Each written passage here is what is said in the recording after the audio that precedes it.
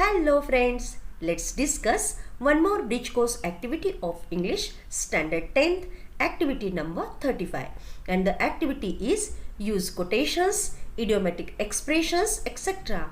appropriately in writing.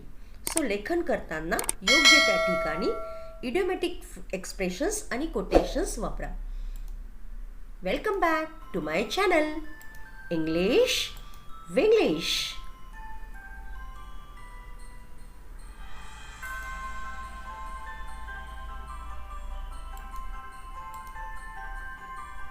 Before doing the activity, let's read the instructions.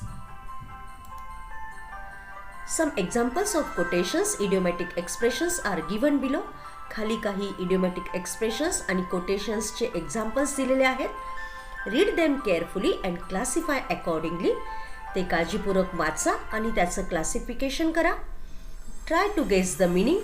जे sentences आहेत त्याचे meaning guess करण्याचा प्रयत्न करा. And complete the sentences with proper idiomatic expressions. आणि proper idiomatic expressions वापरून sentences complete करा. So these are the instructions. Now let's see the activity. The first activity is classify following expressions and quotes. Some quotes and idiomatic expressions are given here. We have to classify them. So let's see the quotations and the idiomatic expressions. Swaraj is my birthright and I shall have it. This is the quote. It is a very famous quote quoted by Lokmanya Tilak. Lokmanya टिळकांनी म्हटलेली ही famous quotation आहे. Swaraj is my birthright and I shall have it. And the next quotation is only two things are infinite, the universe and stupidity. आइन्स्टाईनने केलेलं हे quote आहे. It is also a very famous quote. Now let's see the idiomatic expressions. Knee jerk reaction, daredevil and go getter. These three are the idiomatic expression here. Now let's see the difference between quotation and the idiomatic expressions by the examples.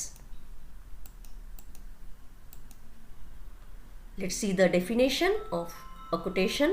A quotation is an impactful statement of any great person made at the specific situation, being praised and used by many all times.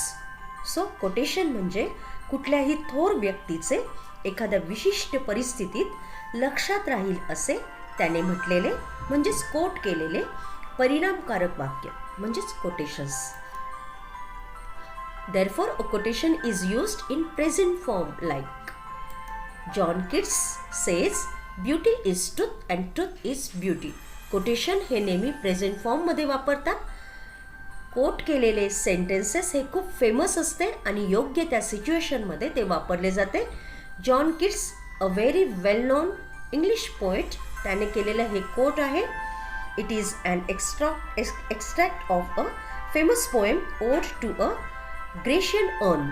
या पोएममध्ये हे extract वापरलेलं आहे आणि हे अतिशय well known असं quotation आहे. Beauty is truth and truth is beauty म्हणजे सौंदर्य हेच सत्य आहे आणि सत्य हेच खरे सौंदर्य आहे.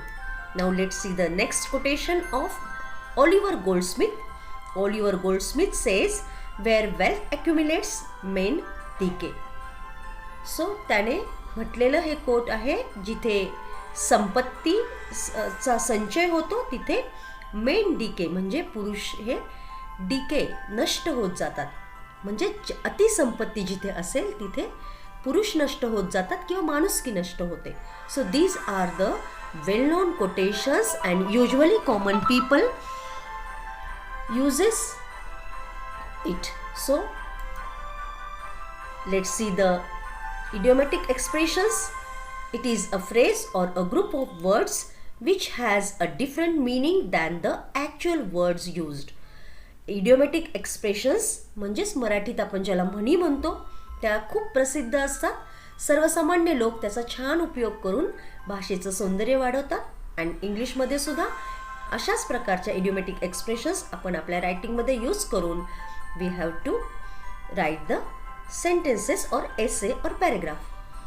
इट इज अ फ्रेज और अ ग्रुप ऑफ वर्ड्स, शब्दांचा असा समूह ज्याचं मीनिंग ॲक्च्युअल मीनिंगपेक्षा वेगळं असतं. For example, cool as a cucumber, calm in difficult or frustration. Cool as a cucumber याचा अर्थ काय होतो तर एखाद्या डिफिकल्ट सिच्युएशनमध्ये किंवा फ्रस्ट्रेशनमध्ये शांत राहणं. सो तेव्हा ही फ्रेज वापरली जाते, cool as a cucumber. Let's see the next expression. Don't जज a book by its cover. एखाद्या पुस्तकाला त्याच्या कव्हरवरून जज करू नका. म्हणजेच काय तर डोंट जज एनिथिंग बाय इट्स ॲपिरन्स. बाह्य स्वरूपावरून एखाद्या वस्तूचे किंवा एखाद्या गोष्टीचे जजमेंट करू नका. So these are the examples of idiomatic expressions and quotations. Now let's see the sentences.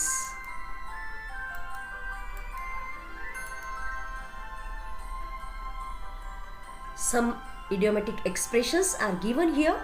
Barrel of laugh, down to earth, daredevil, break a leg, go-getter. Now let's use the proper expression in a sentence. Raj always getting more than his ability. It is really his break a leg.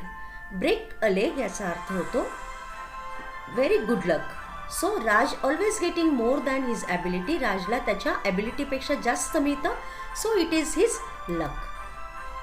Wearing slippers with tie and coat is barrel of laugh. Barrel of laugh म्हणजे हास्यास्पद. स्लीपरच्या बरोबर tie आणि coat घालणं म्हणजे हास्यास्पद आहे. Third one who is down to earth always respect others, even getting grand success and wealth. Grand success आणि wealth मिळाल्यानंतर सुद्धा काही लोक हे डाऊन टू अर्थ असतात, म्हणजे रिस्पेक्ट करता इतरांचा, ते खूप नम्र असतात. Students who study hard and participate in curricular activities are go getters. जे स्टुडंट्स हे हार्डवर्क करतात आणि करिक्युलर ॲक्टिव्हिटीजमध्ये पार्टिसिपेट होतात ते ऑफकोर्स गो गेटर्स असतात. Fifth one, divine in flood without mastery in swimming is dare devil.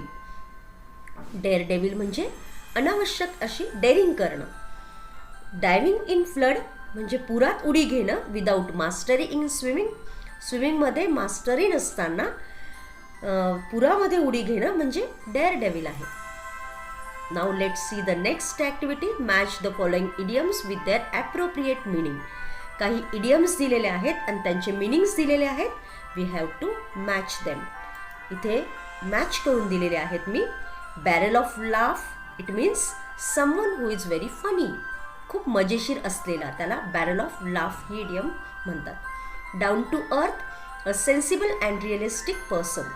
एखादा sensible किंवा रिअलिस्टिक पर्सन असेल तर त्याला डाऊन टू अर्थ म्हणतात, म्हणजेच नम्र किंवा वास्तवतेचं भान असणारा. Daredevil, someone who takes unnecessary risk. नको असलेली किंवा अनावश्यक अशी रिस्क घेणं त्याला डेअर डेव्हिल म्हणतात. Break a leg, good luck. आणि go getter, it means someone who is active all time. सतत ॲक्टिव्ह राहणं म्हणजेच go getter. So these are the idioms and these are their meanings. Now let's move on the next activity. Use the above idioms in your own sentences.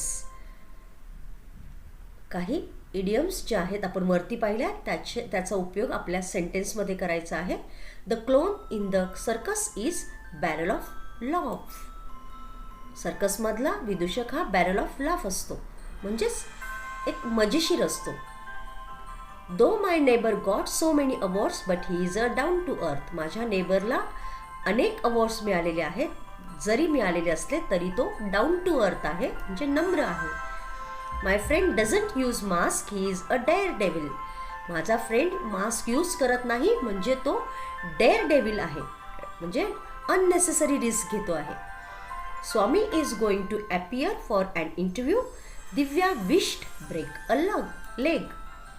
And fifth one, my mother is a working woman. She handles all the responsibilities. Really, she is go-getter. माझी I working woman असली तरी सगळ्या गोष्टी, सगळ्या जबाबदाऱ्या छान handle करते आणि म्हणून ती कशी आहे, go getter, very active person. As the school bell rang, students ran out of the class. It was a knee-jerk reaction. Bell होता होताच मुलं क्लासच्या बाहेर पडली. म्हणजेच काय? It was a knee-jerk reaction. Now let's see the extension activity.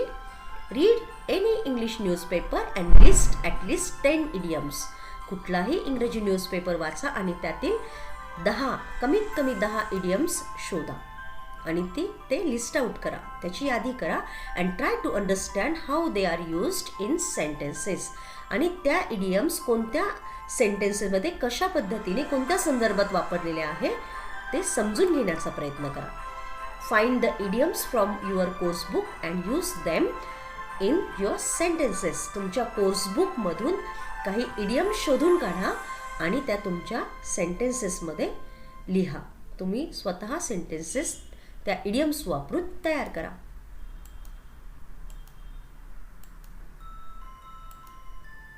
Now today I learned. आज मी काय शिकले? Today I learned to use quotations, idiomatic expressions appropriately to make the language more effective. भाषा अधिकाधिक आकर्षक बनवण्यासाठी, भाषेला सौंदर्य प्राप्त करण्यासाठी कोणकोणत्या कोटेशन्स किंवा idiomatic expressions वापरतात ते पण appropriately ते आज मी शिकले किंवा शिकलो. So